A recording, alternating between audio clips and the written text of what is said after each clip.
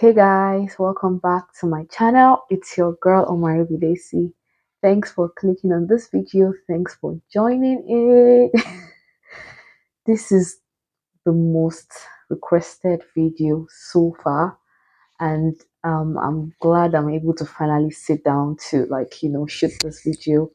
I am very sorry for taking this long to shoot this video, but at least now I'm able to shoot it, and I hope you guys are able to learn something from me sharing this my story on how we got our apartment from Nigeria. Yes, how we got our Canadian apartment from Nigeria.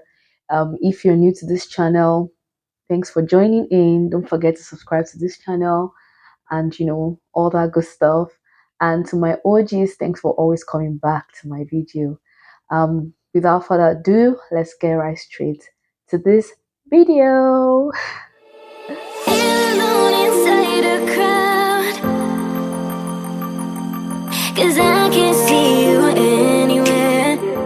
So the first thing I'm going to obviously share is when we started searching for apartment.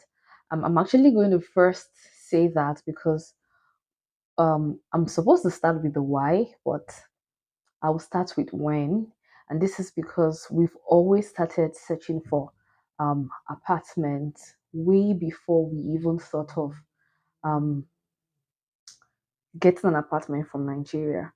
So before we even got our provisional nomination, yes, that's the PMP, we I've always been watching YouTube videos about accommodations in other provinces. We've been looking when we're thinking of going to Alberta. When Alberta was our dream province, we always watch lots of videos on apartment tours in Calgary and in Edmonton. The moment we got our provincial nomination, we started searching for apartment tours like on YouTube for Manitoba, especially like Winnipeg to be precise, because our supporter is in Winnipeg. So we didn't get a lot, but we were very every time we had the chance, we always went on YouTube to search for apartment tours in Winnipeg, apartments in Winnipeg. And when we realized that we didn't really see much, we just started going on site, and the major site we went on that time was Kijiji. So we just we did that to just have an idea of what apartment was like, just to have an idea, to have the idea of like how accommodations or apartments where how they do their renting here in Canada, and just to have like an idea of our tastes, how much house apartments were being rented for. We checked for apartments, we checked for townhouses, we checked for houses, we checked for like all kinds of anything that has to do with accommodation. We're just doing it for to just have like more or less like a general survey, general overview, and it kind of kept our mind on it. And every single day we searched for apartments, we're able to know what we liked, what we're going to go for. And over time, our minds were obviously changing according to new things we saw. So we started searching for apartments randomly way before we decided on getting an accommodation from Nigeria. So before we decided, we planned our main plan, because of we've watched apartment tours, and most people that did apartment tours did them when they landed. And these are people that also relocated. When they landed, they stayed in Airbnb, they stayed with friends, some stayed with friends and families, and they went for tours when they were in Canada, looked for their houses they wanted, and that gave them that opportunity to see exactly what they wanted physically, and make all the arrangements to pay for the apartment. So our minds were just fixed on that idea that okay, worst comes to worst, we'll get an Airbnb for like 2 weeks or so, and we would go do the legwork ourselves to find the kind of apartment we wanted. Let's see it for ourselves, let's feel it for ourselves, let's see the faults, and let's just see everything for ourselves, because there's no way you can really trust what you see online. It's just pictures, it's not the real thing. So our minds were just set on that, but we needed to still check just to have an idea of what we wanted, so that once we go for our apartment tours ourselves, we won't be unsure of what we wanted to go for. Then there was a time, my husband just we still, even though we're not always seeing apartments, we still watched YouTubers even from other provinces. Remember I said we had interest in Alberta before, so we still watch those YouTubers that relocated. We just love watching relocation vlogs, so we watched some YouTubers, and even after we got our PMP, we still continue to watch these YouTubers, their journeys and all those things, like those who relocated around that time. And one of them, she relocated to Calgary, and she did a video sharing how she got her apartment from Nigeria. And my husband suggested that we can also get our apartment from Nigeria, and I was like, no. Then it was like, there's somebody that shared that video, and she actually got something really good, like something fine, because I just assumed if you get any apartment from Nigeria, whatever you see, you just manage it. Like, you will not get something nice, you won't. Nobody will have time to help you search for something nice, and you can't just trust anything. So I was like, no, no. But when we watched her videos, and she shared how she got her apartment, and it just looked a bit it looked more feasible. And if we do the work ourselves and we do it right, we could get favored and we could get an apartment. So I later came on board, and our minds just changed from getting an Airbnb. And another reason was not just because, oh, we can get something nice, or there's a possibility of us getting something nice. The major reason was just more or less, we knew the possibility of us going during summer is high. Sorry, during the winter was high. Around that time that we made our decision, we've already been waiting for our PPR, and it wasn't, coming anytime soon. So we knew that it's possible that we're going to be relocating during winter, and it won't be easy for us. We don't have a car. We don't know if we're going to get a car. We don't know if anybody will have time to be taking us around. So we just felt it's better for us to, try our best to get an apartment from Nigeria, so that we'll just have like that soft landing and land into our apartment, instead of going to an Airbnb, having to pay a lot of money and start hustling to get an apartment, which there is no guarantee that we might find. And if we don't find, we'd have to move from that Airbnb to another. So we just wanted to give it a shot, and know that we tried our best in that angle, or in that, um in that regard. So I came on board, and we started, putting our mind on actively looking for apartment from Nigeria, for the purpose of getting an apartment from Nigeria. So when we decided to search for apartment from Nigeria, we now had, to start, actively, continuing looking for apartments. And like I said, the very first person that gingered us was this YouTuber in Calgary. Then there was another YouTuber in Calgary who didn't get an apartment from Nigeria, but she encouraged that if you can, you should. And she also suggested a particular site, which was Rent Faster. So that was the very first time I heard another site apart from Kijiji and Facebook Market. It was only Kijiji we searched on. We rarely searched on Facebook Market before, deciding to start actively looking for apartments for relocation from Nigeria. But when she said Rent Faster, I was like, okay, that's another site. We'll try it out. Then we started doing it properly. We started using the filters to kind of um filter out what we didn't want, and put in what we wanted. So if we wanted 2 bedroom, if we wanted 3 bedroom, like we had a range.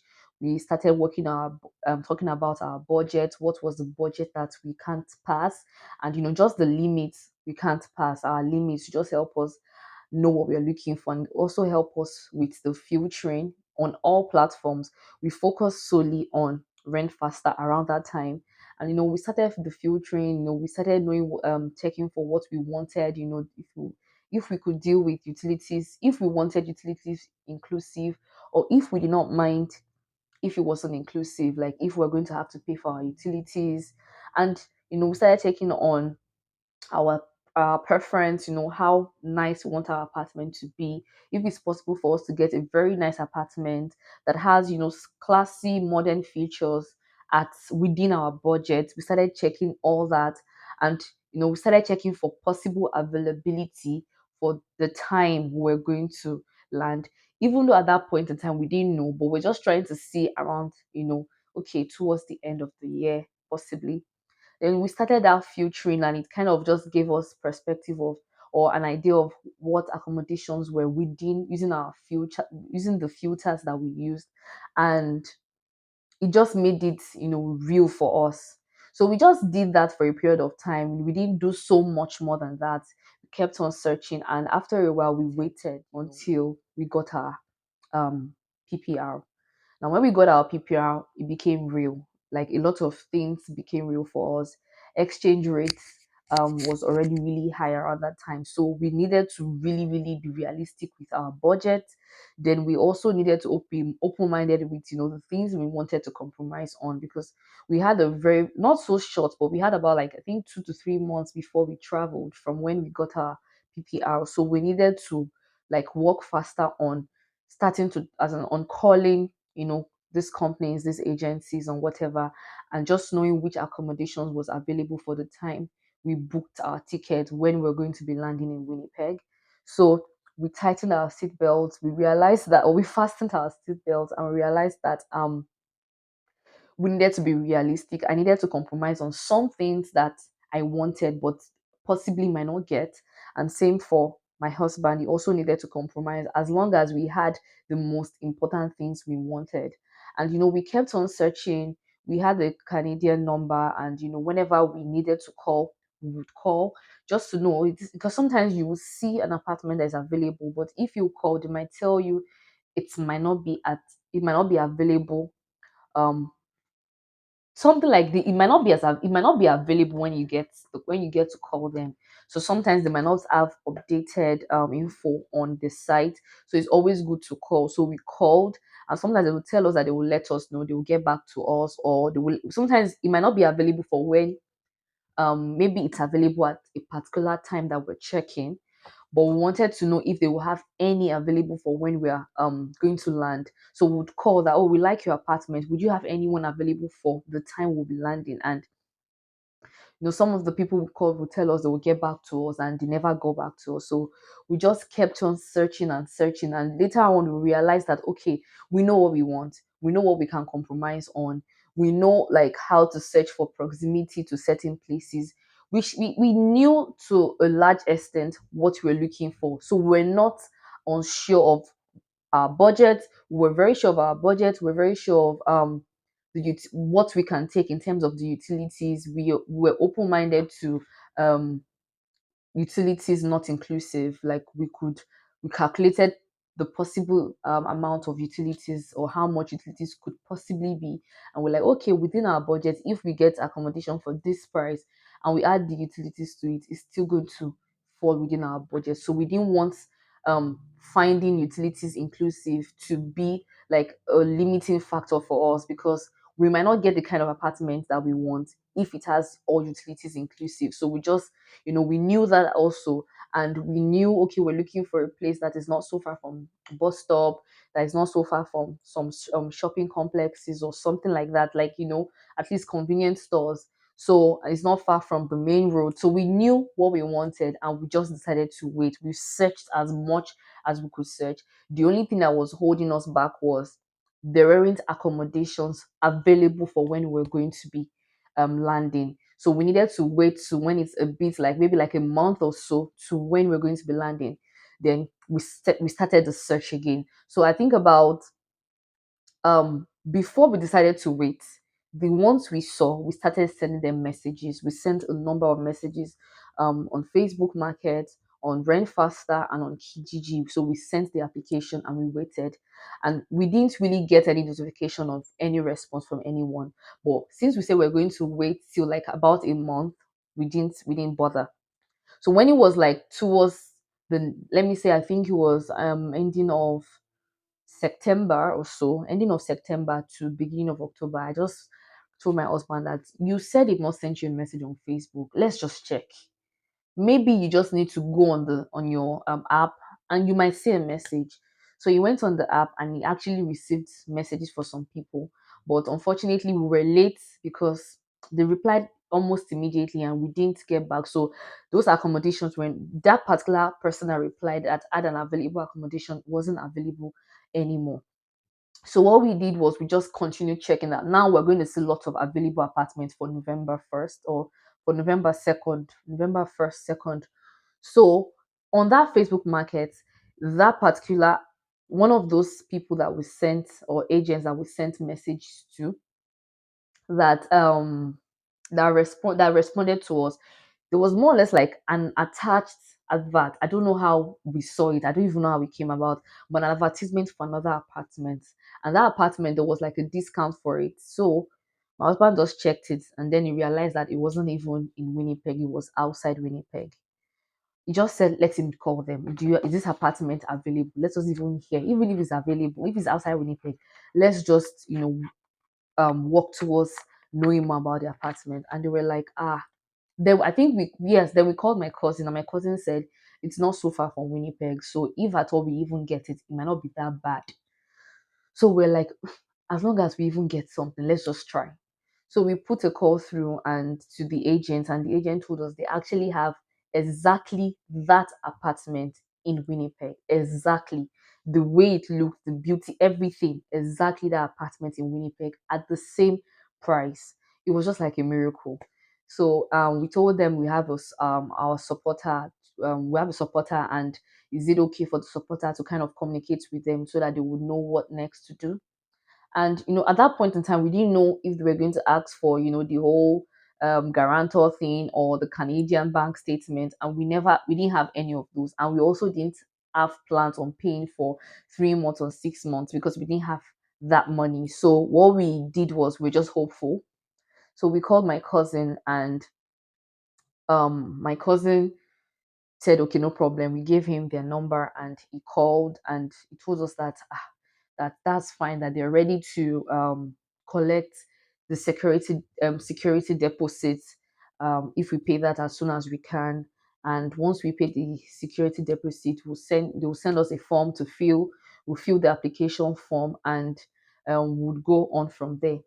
Like around that time, we've already checked the apartment, like virtually. We've seen the 3 degree store, we've seen the video, but we've not seen it physically. The only thing my cousin did for us was he just went to the apartment building because they didn't book an appointment. So he just went to the apartment building, and it was like it was not so bad. Like it was really nice. The company is a big company, so it's not so bad at all. Like it's really nice and all that. So we're like, let us just trust in God and just, do what we need to do. So we paid for the deposit, and we got the form, we filled the form, but we didn't know what next, if they were still going to ask for our Nigerian bank statement, our Canadian bank statement, or they will accept our Nigerian bank statement. So my husband called, and he asked that, if you want a guarantor, we could, use my cousin as a guarantor, but we don't have a Canadian bank statement. And the person was like, no, you don't worry, you can always use your Nigerian bank statement, you don't need a guarantor and all. And that was very amazing. We just sent in our bank statement, and they accepted that. Next thing is they sent our lease to us. We're so excited when they sent on our lease, like, yes, we have our apartment. It was very amazing. It felt so unreal. And we actually signed our lease before my cousin was able to go and see the apartment itself. So it was more or less like just having faith in God. And we signed our lease. It was like an amazing thing. Then when we signed our lease, my cousin checked the apartment like 2 days after, and it was exactly based on what he said. It was exactly what he saw on the video. It was so nice and all, and everything was just history. And we came, as you saw in the video, where we landed into our apartment. It was just a very nice experience for us, and I think that's just pretty much the story. Yeah, that's pretty much the story. I think the most important thing for us was we were on our toes right from the beginning. The moment we knew that we're already active on our relocation journey, we started being active on our house search. We did not wait till when we got our PPR. We did not wait till when we got our PMP. We started searching way before we even thought of provincial nomination, because we knew Canada is the goal, Canada is the destination. We're already in the pool, we're already doing everything actively to increase our score. So why not do all that it takes to find something nice for us when we get there. So it kind of helped us know what we wanted. It helps us with a lot of, you know, with the knowledge. It helped us gather all the knowledge we needed to gather for when it was exactly the time for us to do the house search or the apartment search. And that was pretty much it. And the rest is history. I also like to share the pros and cons of this apartment, because the truth of the matter is it's not perfect, and it can be better. So I'll share my pros and cons with you guys, and I think that's pretty much it. Now, the I think I'll start with the con. Yeah. So the con of this accommodation is the location. It's in a very, very accessible place. That's just the truth. But it's not in the central area where you have so many stores around or so many popular places around. It's more or less like in a suburb. And when I say in a suburb, I mean it's in a suburb. Yes, we have a very nice convenience store close to us, and we have a mini complex close to us.